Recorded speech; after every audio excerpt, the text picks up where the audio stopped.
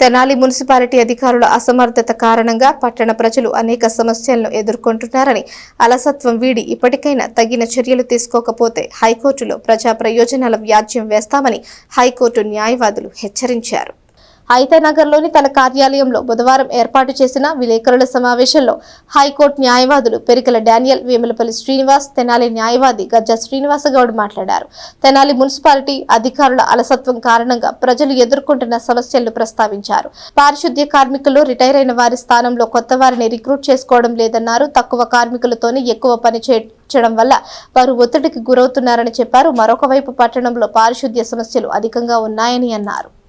కానీ వాళ్ళు ఎక్కడో ఉంటారనమాట. అది అలాగే గుంటలు గుంటలుగా ఉంటుంది. దాని నిండా నీళ్లు, వర్షపు నీళ్ళు కావచ్చు, వాడి పారేసిన నీళ్ళు కావచ్చు.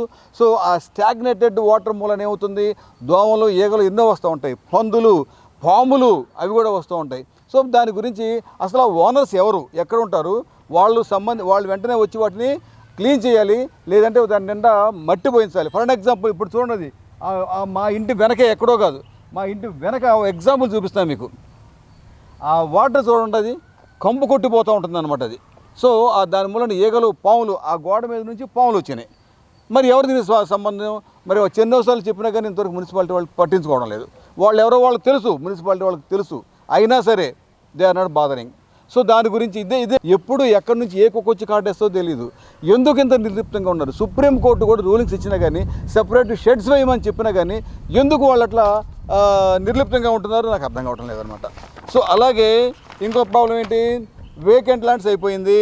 ఈ కొంతమంది ఇళ్ళు కట్టుకుంటూ ఉంటారు. సరే, వాళ్ళకి ఏంటంటే మా పక్కనే, రోడ్డు పక్కనే వాళ్ళ ఇళ్ళు ఉంటాయి, వాళ్ళు కట్టుకుంటారు అనమాట. ఓకే, కొంత ఆక్రమించుకుంటున్నారు.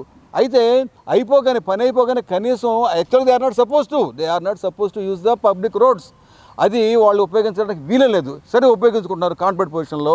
అయిపోయిన తర్వాత ఆ గ్రావెల్ కావచ్చు, చిప్స్ కావచ్చు, ఇసుక కావచ్చు, అయిపోయిన తర్వాత కొంచెం పైకి ఎగేసుకుంటే బాగానే ఉంటుంది. ఎవడు చెట్లా ఏముందలే అంటే ఎందుకని చేయడం లేదు. డోంట్ కేర్, మున్సిపాలిటీ అంటే డోంట్ కేర్. ఎందుకు అనేది నేను చెప్పలేను. కానీ ఏంటంటే చుట్టుపక్కల వాళ్ళకి విపరీతమైనటువంటి అనారోగ్యం కలగడానికి ఎక్కువ ఆస్కారం ఉంది. అదేవిధంగా పాములు వస్తున్నాయి అంటున్నారు. రకరకాల జంతువులు కూడా ఏంటంటే పందులు ఇలాంటివన్నీ కూడా దాంట్లో ఉండడం వల్ల వ్యాధులు ఎక్కువగా ప్రబలడానికి అవకాశం ఉంది. కాబట్టి మున్సిపల్ సిబ్బంది ఇమీడియట్గా దీని మీద స్పందించి ఇలాంటివి ఏవైతే ఉన్నాయో వాటన్నిటిని కూడా ఇమీడియట్గా జాగ్రత్తగా క్లియర్ చేయాలనేటటువంటి ఉద్దేశంతో చెప్పడం జరుగుతుంది. అదేవిధంగా ఏంటంటే మున్సిపల్ ట్రాక్టర్స్ వీధుల్లో వెళ్ళేటప్పుడు వాటి మీద నుంచి చెత్త వెళుతున్నటువంటి ఏదైతే వాహనదారుల మీద పడుతూ ఉంది దాన్ని గమనించడం జరుగుతుంది. దానికి ఏంటంటే మున్సిపల్ సిబ్బంది పైన కొంత దానికి సంబంధించినటువంటి ఎక్విప్మెంట్ని ఏర్పాటు చేసి గ్రీన్ మ్యాట్ లాంటిదో లేకపోతే కొంచెం తక్కువ అంటే సాంద్రత కలిగినటువంటిది, అంటే గ్యాపులు ఉండే విధమైనటువంటి ఏదైనా ఒకటి కవర్ చేసి దాన్ని తీసుకెళ్తే, ట్రాక్టర్స్ తీసుకెళ్తే ఆ మెటీరియల్ ఏదైతే వేస్ట్ మెటీరియల్ జనాల మీద పడకుండా ఉంటుందనేది ఈ సందర్భంగా ప్రత్యేకంగా మేము తెలియజేస్తూ ఉన్నాం.